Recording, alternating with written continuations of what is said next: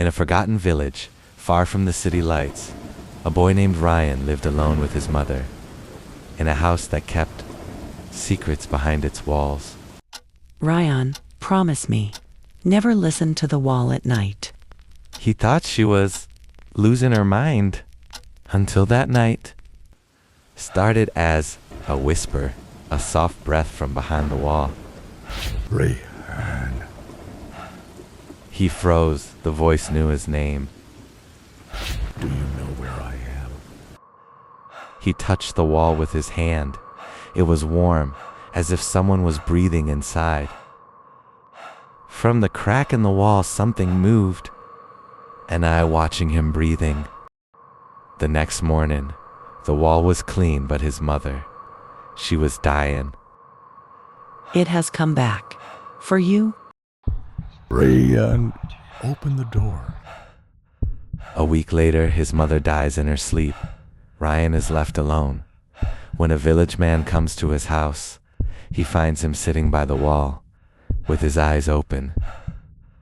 The wall was completely damp and moving. It was as if it was breathing. The men broke down the wall, and from inside of it, the corpse of his father emerged. But his mouth was open, and it looked as if he was still saying something. Now it's your turn, my son. After the funeral, the house felt heavier than before. The air smelled of wax and damp wood. Ryan sat by his mother's body, afraid to even breathe. Outside, the world was silent, but inside these walls, something was still alive. At first he thought it was the wind, but the whisper had his name and the tone of someone he loved. It came every night from the same spot on the wall, right behind the old family photo. Ryan, you left me here. He covered his ears, but the voice crawled straight into his mind, cold, patient, and sad. It was warm, the wall. It was breathing beneath his fingers. The surface quivered, wet and alive. He felt a pulse, slow and heavy, matching his own. Ryan, don't open it. He's still there.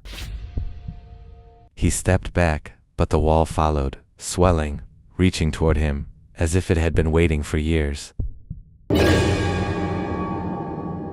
It wasn't his imagination anymore. The wall had eyes.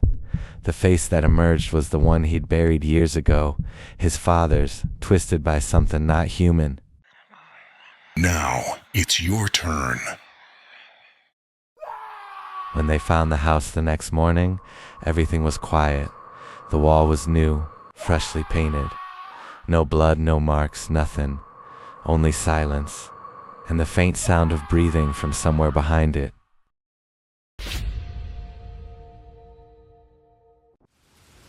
2 weeks after Ryan disappeared, his cousin Ethan came to the house.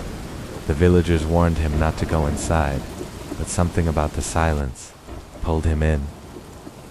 The air was thick, every sound, his breath, his steps echoed as if the house was listening. Everything was exactly how Ryan left it. The candle hadn't burned out, not completely. It was as if someone hadn't just been there. Ethan froze. The whisper came from behind the wall, the same place Ryan heard it. He stepped closer to the mirror, but his reflection didn't follow. It stared at him, cold, still, wrong. He stayed here, with me. Ethan blinked once and saw Ryan's eyes staring back from the reflection.